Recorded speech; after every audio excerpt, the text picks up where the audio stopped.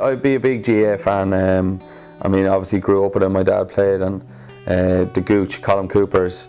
I mean, I love watching him play. I've travelled to watch him play. I travelled to Killarney for the Munster final last year. Watched Kerry and Cork. You know, devastated I won't see him in the championship this year, but you know, hopefully next year. And Henry Shefflin as well, another player that I just love watching. I mean, they're two probably, you know, Gaelic or GA players are, you know, the most dedicated sports people of all, I think, because, you know, they don't get anything out of it, only, you know, medals or self satisfaction, and it's amazing.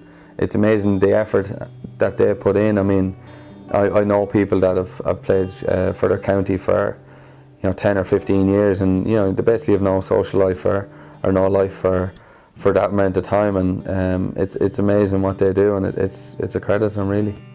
A lot of sacrifices are made by Gaelic footballers. Exactly, yeah. Maybe I also, you know, sometimes I think if I had that, if I had a little bit extra of what they have, maybe, you know, you never know what I could do. You spoke about Gaelic football, a team sport, one that you played growing up and loved. You now have a team around you. How important is that?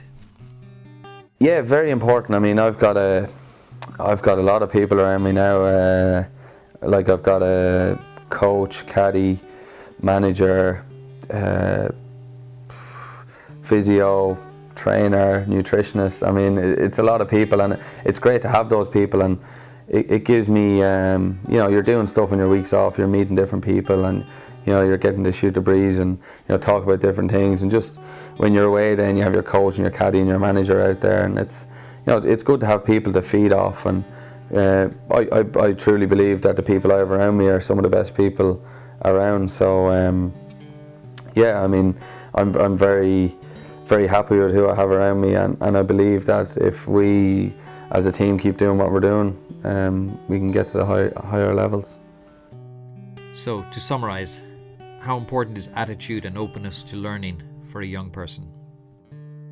Yeah, it's massive. I mean, as a kid, I would have been quite naive. I would have been, as I said, I used to play a lot, lucky enough to be quite naturally talented, but never really, you know, done much extra to learn until I turned pro, and I thought I was good enough when I turned pro, but quickly realised that, you know, after a few weeks of shooting 76s and 77s on tour, you start to realise you're not actually that good, and you need to, you know, be open, learn new stuff, and be willing to learn new stuff, and you know, it's almost like it's a little risk you have to take, because, you know, right now my golf is good enough to, you know, I'm good enough to be a top 100 in the world player consistently right now, but I have to be willing to try new things to get into the top 50, into the top 30, as high as I possibly can. So I think being open and willing to learn, and you know, be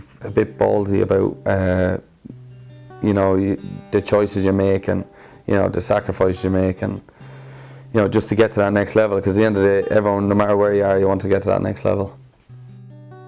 Would you say that you play from the heart, the gut, or the head? Yeah, I kind of play it from I'm a bit of a, I wear my heart on my sleeve. You know, I'm quite, you know, people might see me as laid back, smile on my face, but I'm quite fiery inside, and I'm sure my caddy Dermot will let you know that if you spoke to him. Yeah, I do get quite hot-headed on the course sometimes, so I do believe I play with my heart, but I believe that that's after getting me to where I am today. You know, I do get annoyed, but then when I think the way that is, when I make 5 birdies in a row, I'm not afraid to make 6, I'm not afraid to make 7, I'm not afraid to shoot 10 under, which is a great thing to have, a great asset to have, and it's one thing I believe I have, and it's a good thing to have, so yeah. Without direction from your team, is there a danger that there can be too many things coming at you?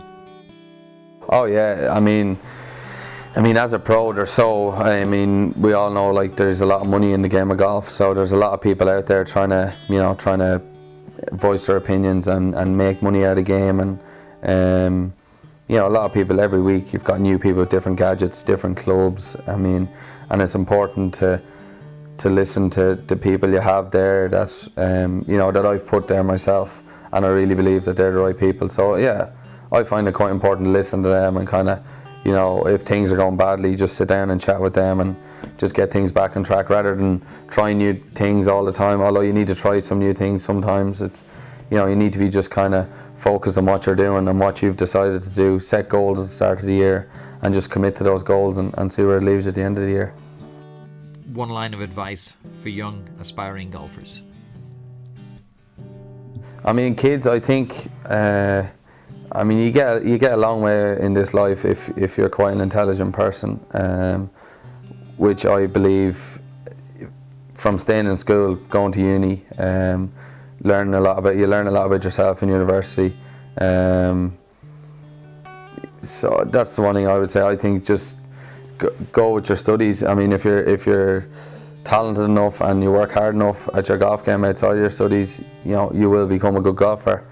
And then also you need to have something to fall back on as well. It's one thing I didn't have, but I'm lucky enough that I made it. So I would say one piece of advice is work hard at your golf, but also make sure you've got something to fall back on.